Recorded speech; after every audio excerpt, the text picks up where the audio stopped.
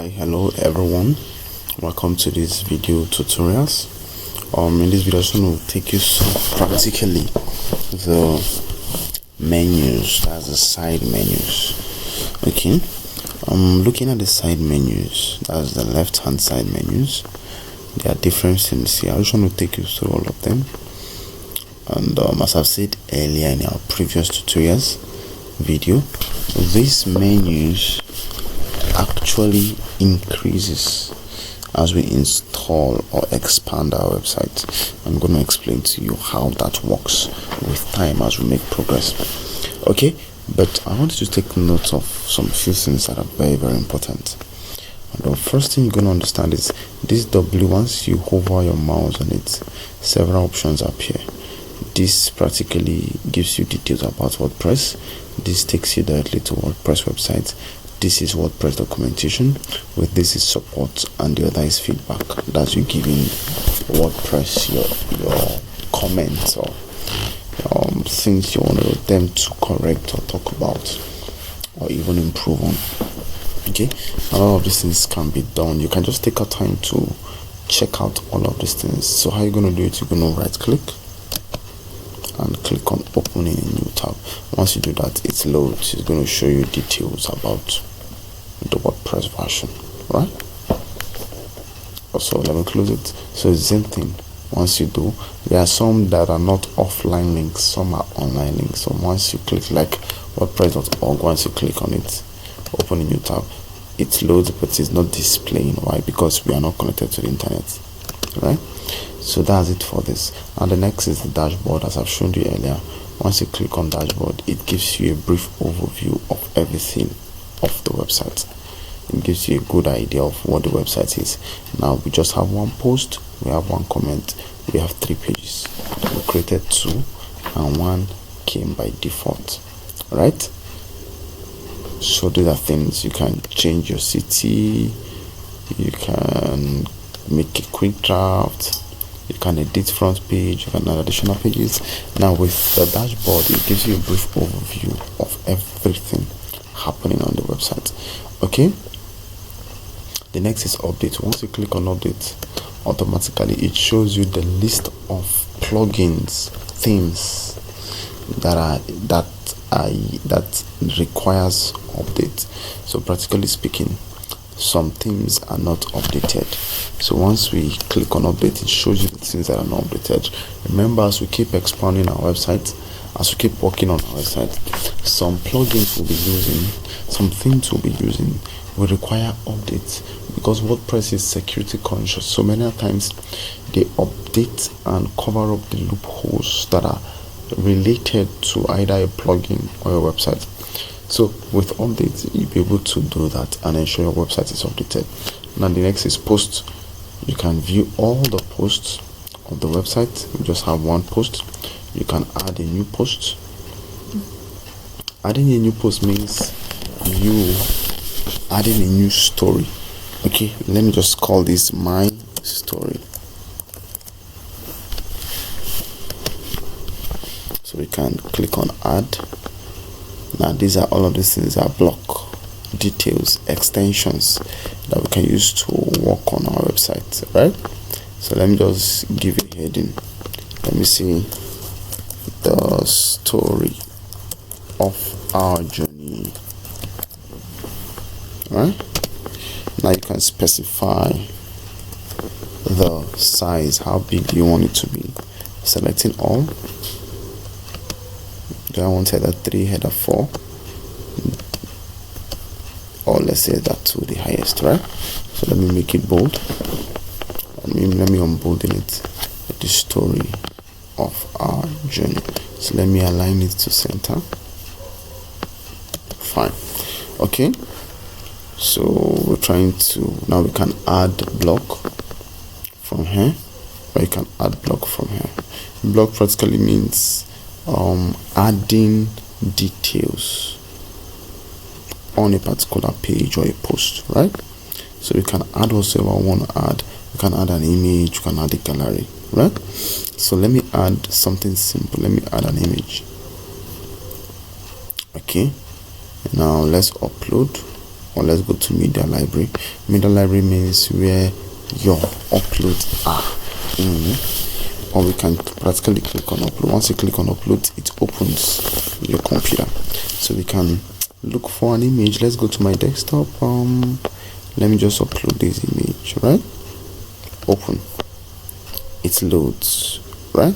I can give the image a caption. I can say my computer sets. Okay, you can expand the image, increase the size and the like. So practically speaking, I've just created a new post. Remember, this post will appear on what? On or in our post page, right? So that's it. Practically, we can add more details, write a story, add block of text, many things. We can do a lot with this. So I just created a heading. I can add an image, I can add a list, I can add an audio file, I can add a QR code, I can add a cover, I can add several things. I can format the details, put in code, custom HTML. Now all of those things are different sections. Now there's another section called layout element, page break, buttons, columns, more, media and text, group, separator, space. We can add, I will explain all of these things as we make progress. And we can embed any of our social media details to the website. Now that's it. So when I'm done creating my post, all I will click on publish. Once I click on publish, automatically I've created a post, right? Okay, let's go back and click on this button. So can you see my story? We've created a new post, so I can view it. I'll right click and see open in a new tab. It's gonna load. I'm gonna see it's my story. So I've added a story, practically speaking, right? I've added a new post. So that's it on how to create a post. We can edit it, we can trash it. Trash means to delete. We can select all of the posts and perform an action. Edit, move to trash. Move to trash means to delete. Edit means to edit. So that's box selection for this box selection. So we can select just one and perform a task to it, right? Okay. So the next is something called categories. As the name implies, category simply means putting things based on based on a particular set. So for example, I can add different posts, different kind of posts. I can add, let's say, football posts, academic posts, technology news, educational news, right? And just like that. So those can be different categories, right? So let me do that. Categories. I can add a new category. Let's say sports news.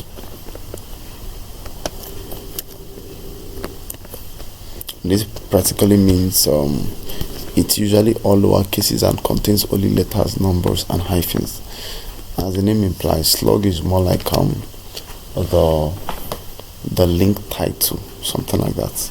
I think that's self-explanatory. Parent category, uncategorized or none. You can specify. You can add a description to your category, and you can add new. So once that is done, we've created a category. Let me create another category. Let me call this category stories. Let me just click on add new. Now all of these things are categories, right? Now let's go back to our post, all posts. Now once we click on all posts, automatically you see all of this. Remember, all the posts we've created automatically fit into uncategorized category, right? Because uncategorized category comes by default. So I'm going to click on this.